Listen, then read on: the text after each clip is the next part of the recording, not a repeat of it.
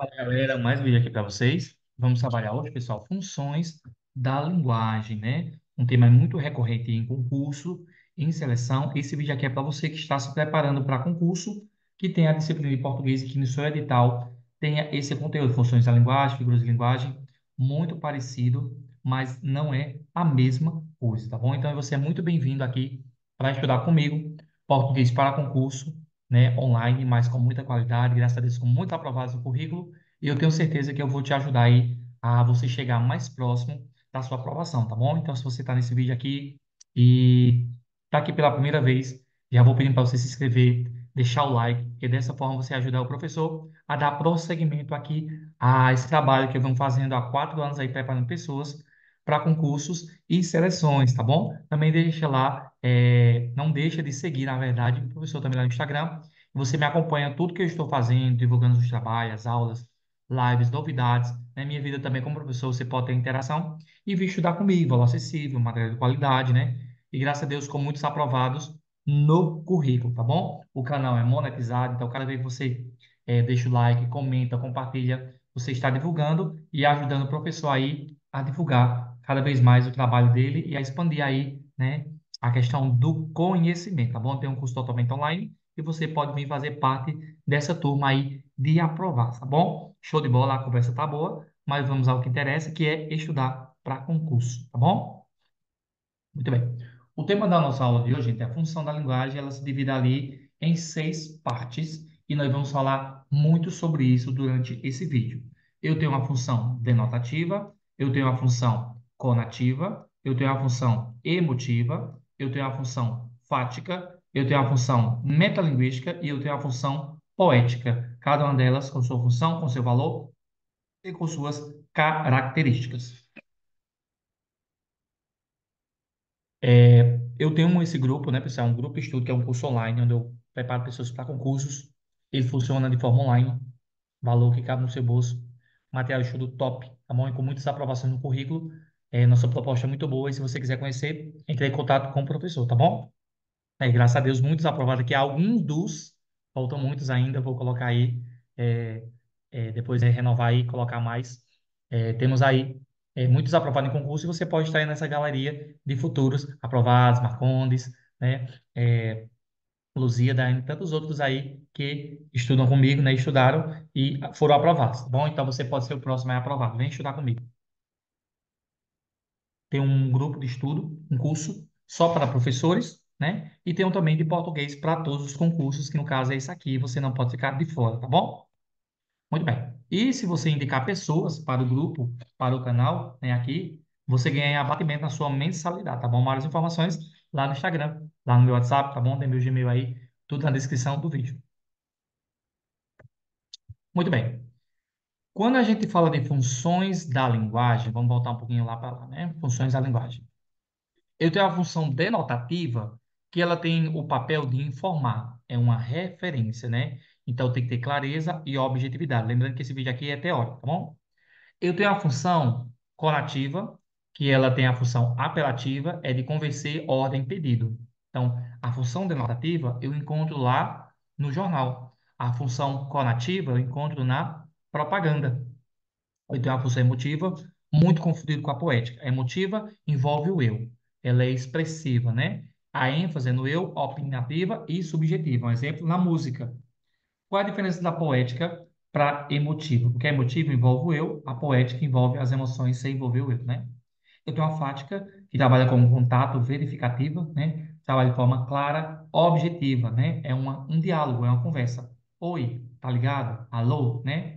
Eu tenho uma metalinguística, que ela é explicativa, ela é muito utilizada em dicionário, receita, tutorial no YouTube que serve para explicar um texto dentro de um próprio texto. Você vai buscar significado. Lembra que eu tenho vídeos com simulados sobre essa temática aqui no canal, tá bom? Eu tenho a poética, que também é muito parecida com a emotiva. A diferença da poética é que ela envolve emoções sem envolver o eu, tá bom? Como a estética, a rima e os sons.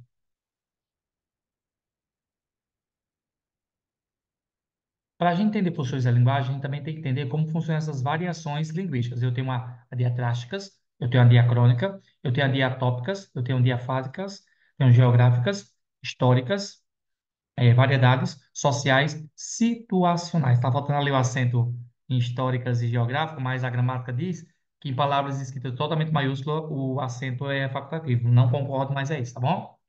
As diacrônicas, ela trabalha o desenvolvimento, né, da história, português medieval e atual, né?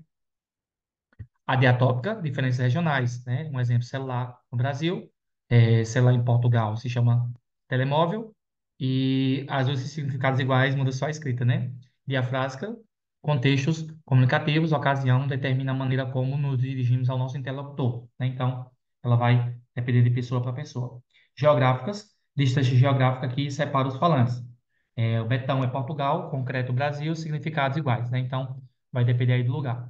Históricas, mudanças linguísticas, texto de uma mesma língua escrito em diferentes épocas, né? Um texto escrito há 100 anos atrás é totalmente diferente de um texto escrito hoje, né? Sociais, ambiente que se desenvolve o falante, diferença de idade, classe social. Situacionais, linguagem modificada, decorrente ao grau de formalidade da situação ou circunstâncias, tá bom? E tem diatrásticas, convivência entre os grupos sociais, linguagem dos advogados, sofistas, morador de rua, né? Ali as gírias, né? E as diacrônicas, né? Desenvolvimento da história, como nós já falamos. Aqui é mais algo técnico, né? Mas que é preciso aí para você. O que cai mesmo, que é mais cobrado, é isso aqui, tá bom? Esquemas da comunicação. Precisa saber o canal, o código, a mensagem referente ao ruído, o receptor e o emissor. Isso aqui é muito importante. Então, eu tenho lá o emissor, que no caso sou eu, e eu tenho um receptor, que é aquele que me escuta. Eu tenho o canal, né, por onde vai como é que eu posso dizer? Por onde será transmitido aquilo ali, e eu tenho o ruído, o referente, né? Que é a pessoa que vai receber. A mensagem é o próprio conteúdo, o referente é quem vai receber. O ruído é se há alguma interpretação errada naquela comunicação. E o feedback é o que a gente sempre se sente se deu certo ou não entre a comunicação. Então, o emissor, receptor, o canal por onde vai, o referente que recebe, ruído é se der algum problema e a própria mensagem. Vamos lá. Emissor sou eu, receptor é você, o canal aqui é a internet, Google Meet, YouTube. O código é a língua portuguesa. O referente, você que está recebendo, né? A mensagem é a aula de português. O ruído é se der algum problema na interferência, comunicação, som e o feedback é o que a gente percebe ali, a interação entre eles. Os elementos da comunicação, que é algo mais técnico, mas eu preciso passar para vocês, tá bom? A comunicação está associada à linguagem e interação, de forma que representa a transmissão de mensagem entre a emissor e o receptor. Derivado do latim, o termo comunicação, comunicare, significa partilhar, participar de algo, tornar comum, sendo, portanto, o elemento essencial da interação social humana. Os elementos que compõem a comunicação são o emissor, receptor, mensagem, código, canal de comunicação ou contexto.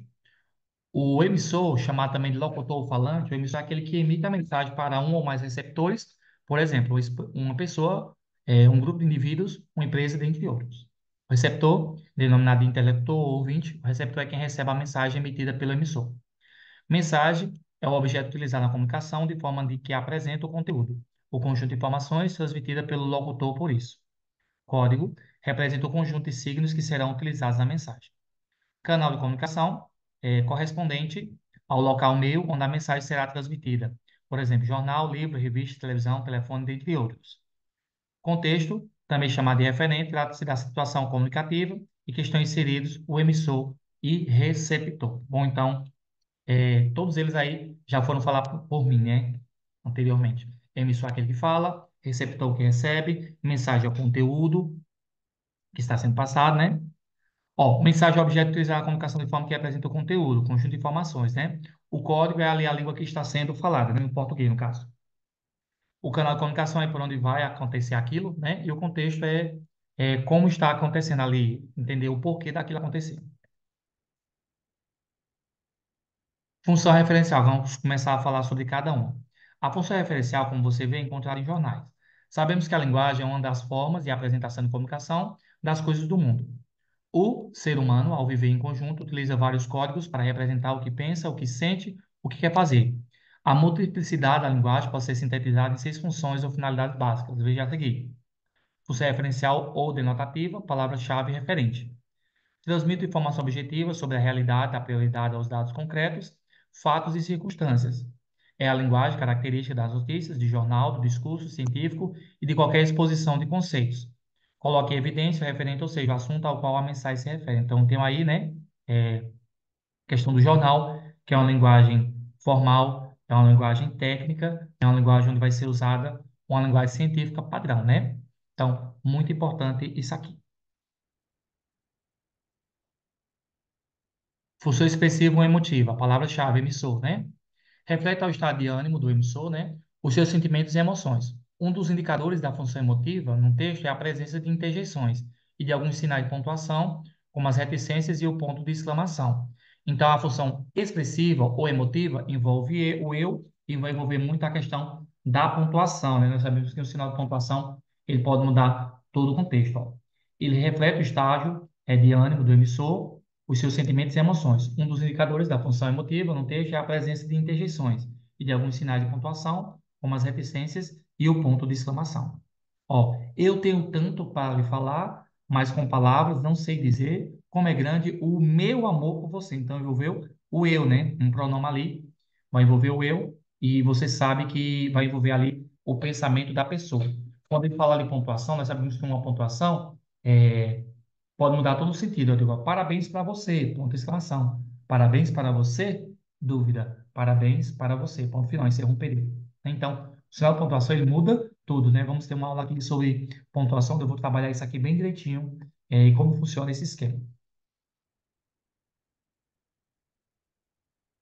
Função apelativa ou conativa, também chamada de publicidade ou propaganda, né? Seu objetivo é influenciar o receptor ou destinatário com a intenção de convencê-lo de algo ou dar-lhe ordens. Como o emissor se dirige ao receptor é como o uso de tu e você ou o nome da pessoa além de vocativos e imperativos. É a linguagem usada nos discursos, sermões e propagandas que se dirigem diretamente ao consumidor, né? Então, você vê aí que a propaganda ela tem a intenção de convencer, né? Ela dá ordem, né? Compre, faça, né? Venha, experimente, né? E todos nós já passamos por alguma experiência de propaganda, seja positiva ou seja negativa, né? Ela pode aí trazer bons ou maus, bons ou maus, né? Como é que eu posso falar? Boas ou más coisas, aí vai depender de você, né? Seguir aquela propaganda. Você tem a opção de escolha, né? Então, ela tem a função de influenciar. Usado muito a questão dos pronomes, né? Vocativo chamando, imperativos são verbos. É a linguagem usada no discurso, sermões e propagandas que se dirige diretamente ao consumidor. Consumidor, no caso, você. Função poética, né? A palavra-chave é a mensagem. É aquela que põe em evidência a forma de mensagem, ou seja, que se preocupa mais em como dizer do que como o que dizer. O escritor, por exemplo, procura fugir das formas habituais de expressões, buscando deixar mais bonitos o seu texto, surpreender, fugir da lógica ou provocar um efeito humorístico. Embora seja própria da obra literária, a função poética não é exclusiva da poesia nem da literatura em geral.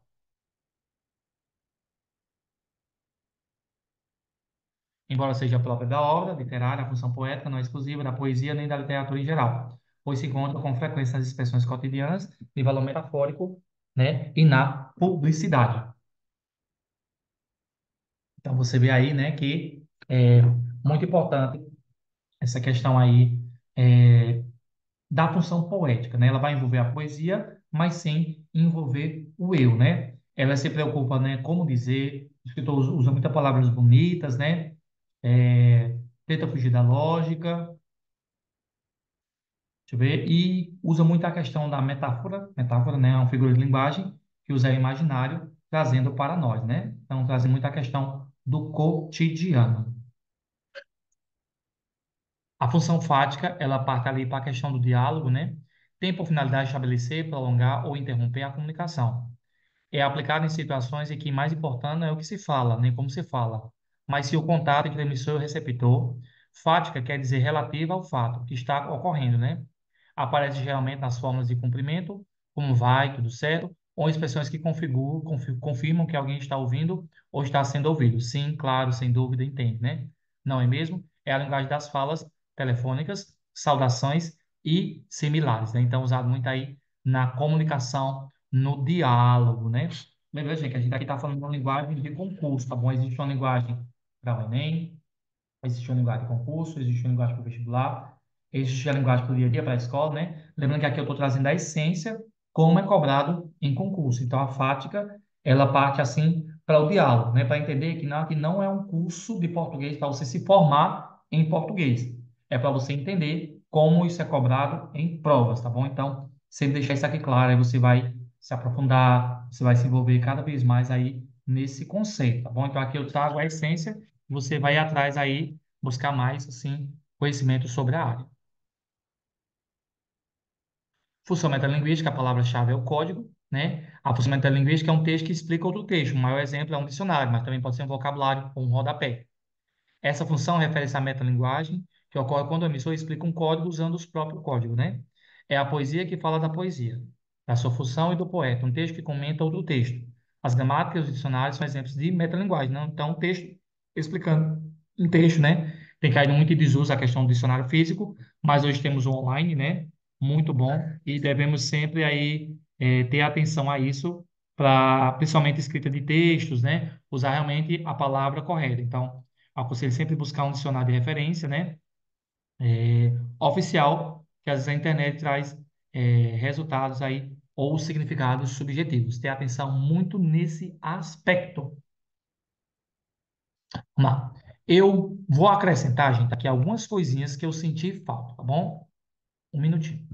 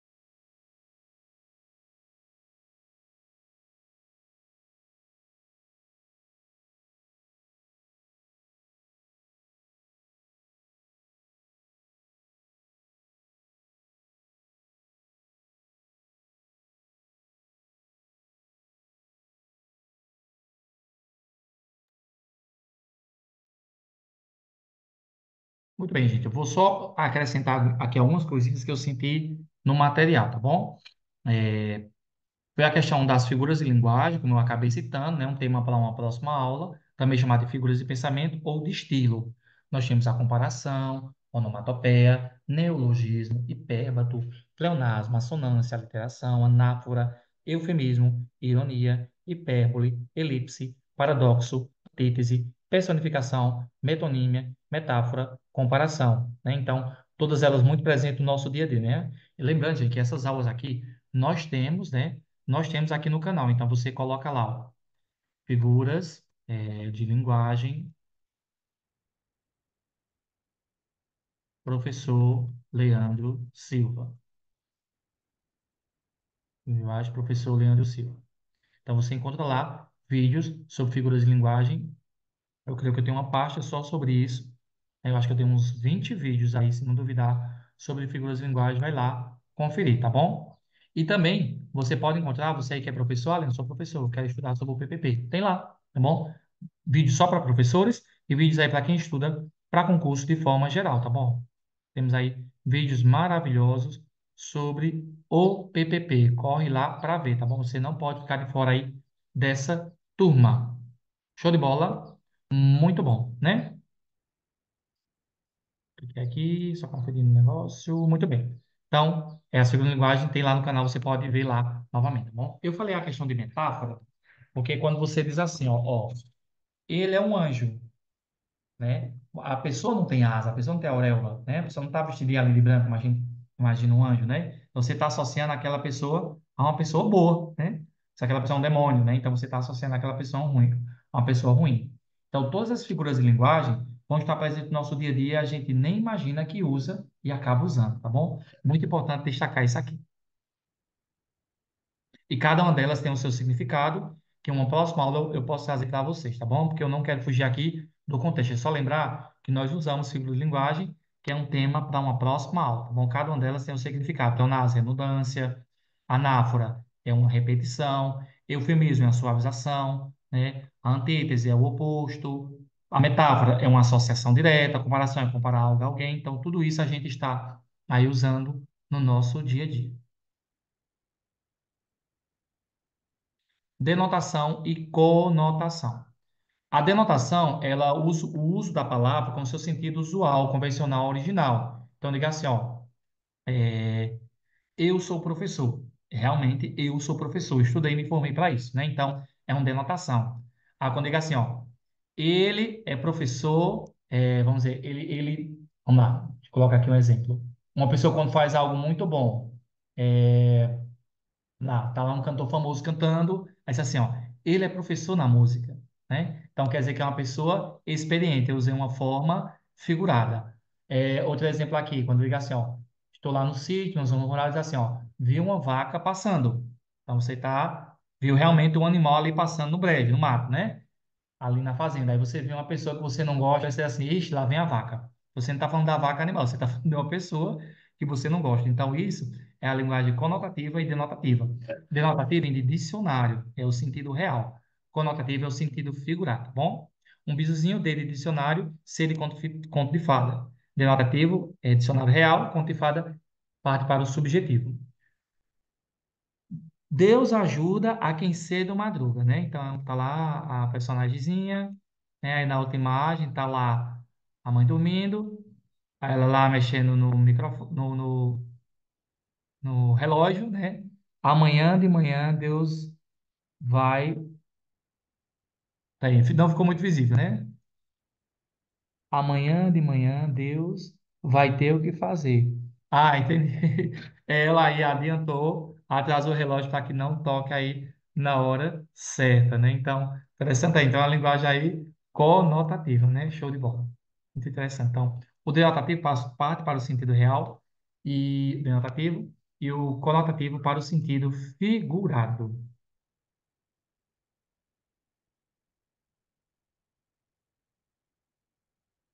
Muito bem, vamos agora para o nosso simulado, né? Ah, não, falta falar algumas coisinhas aqui. Eu senti, gente, que falta fechar algumas coisas, aí eu vou lá e acrescento, tá bom? Porque sempre a gente tem que complementar com alguma coisa. Muito bem. Eu falei também sobre morfologia, pronome em algum momento da aula, então você precisa saber sobre isso. Morfologia está ali dentro da classe de palavras e existem 10. Alguns gramáticos colocam 11, mas você precisa entender, né? Que é um verbo, que é um pronome, preposição, numeral, interjeição, substantivo, adjetivo, advérbio, artigo, conjunção. O verbo é uma ação, o pronome substitui ou acompanha, preposição liga palavras, numeral quantifica, interjeição exprime sentimentos, conjunção ela liga orações, o artigo define ou indefine, o advérbio intensifica, o adjetivo caracteriza, o substantivo nomeia, né? Parte da língua portuguesa a analisar a estrutura e formato e a classificação das palavras. Eu não vou entrar aqui em cada um desses termos, porque nós vamos ter uma aula sobre cada um deles da morfologia, né? Mas o que a gente usa sempre, um exemplo, ó, coco, coco é uma fruta, substantivo. Belo, bonito, adjetivo. Vamos lá. R$ 10, numeral. Então, você usa aí dentro da sua fala a morfologia e você nem percebe. Bom, temos aula sobre morfologia aqui no canal. E os sinais de pontuação, como eu falei, eles vão mudar todo o sentido. Vamos lá. Sinais de pontuação. Eu tenho um ponto final que indica que a frase terminou, né? Eu tenho um ponto de interrogação que indica que está fazendo uma pergunta. O ponto de exclamação que indica admiração, alegria, surpresa, espanto. Eu tenho dois pontos que indicam que alguém vai falar. Eu tenho um travessão que indica que alguém está falando. Eu tenho as reticências que indicam a suspensão do pensamento, dúvida ou a frase foi interrompida. Eu tenho a vírgula, indica uma pequena pausa. Eu tenho um ponto e vírgula, indica uma pausa maior que a vírgula. Tem os parênteses que são usados para separar palavras e expressões na frase, para chamar a atenção ou dar uma explicação. Então, todos esses aspectos aí nós usamos no nosso dia a dia. Ó. Fui à feira, ponto final. Quem é você? Ponto de interrogação. Parabéns, exclamação. Leandro falou. Dois pontos. Façam silêncio, travessão, né? Reticência. E ele continuou a falar da ideia de continuidade, né? Vírgula. Comprou banana, maçã e pera. Ó, na sala, ele irá utilizar. Vamos lá, na sala ele irá utilizar lápis, caneta, pincel, né?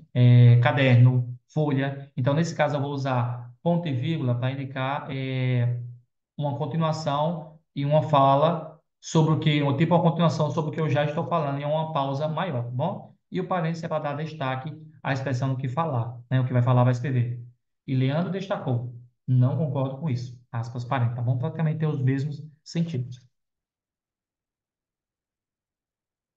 Eu falei sobre isso. Muito bem. Agora vamos para aí uma questão de concurso. O nosso foco aqui nesse vídeo não é simulado, mas sempre é bom testar aí os nossos conhecimentos, né? Texto. A operação, por exemplo, é uma palavra assustadora. Pior do que intervenção cirúrgica, porque promete uma intromissão muito mais radical nos intestinos, né? Esse segmento texto diminutivos de Luiz Fernando Veríssimo exemplifica uma função da linguagem denominada. Ela está explicando, ela está conversando, está dando uma propaganda, está mostrando um sentimento ou está explicando um texto dentro do texto? Está explicando um texto dentro do texto, por isso que é metalinguística, tá bom? Por que é metalinguística?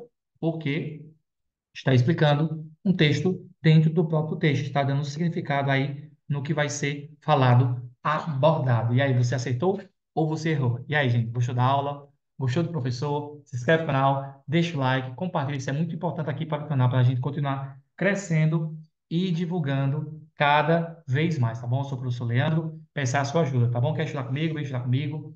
Aula acessível, material de qualidade, tudo online de qualidade, também top demais e com valor que cabe no seu bolso, e graças a Deus, com muitos aprovados, tá bom? Aqui é um vídeo teórico, também temos vídeo simulado aí no canal. Queria que deixe essa frase para a gente encerrar essa aula maravilhosa com esse pensamento aqui, ó. Grata, grato, grato por tudo que tenho, lutando por tudo que sonho. Seja grato pelo que você já tem, mas lute pelo que você ainda não tem. A gratidão, ela abre portas, a Bíblia diz. Entrai na presença dele com hinos de louvor e com gratidão. Então, seja grato. Coração grato ele é melhor, né, para se conviver. Como é bom conviver com uma pessoa grata. Ruim é conviver com uma pessoa ingrata, né? Jesus, ele curou 10 pessoas, só um veio agradecer. Mas aquele veio agradecer, aquele fez a diferença. Então, seja grato pelas pequenas coisas, pelo ar que respira, pela saúde, pela casa que tem, pelo trabalho que tem.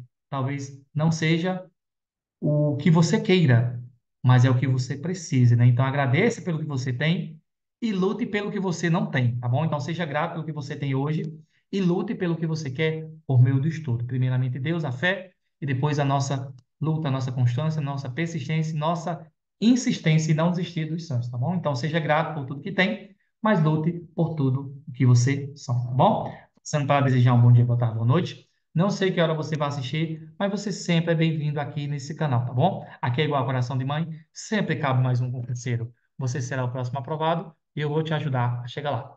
Tchau, tchau, até a próxima. Um abraço e valeu!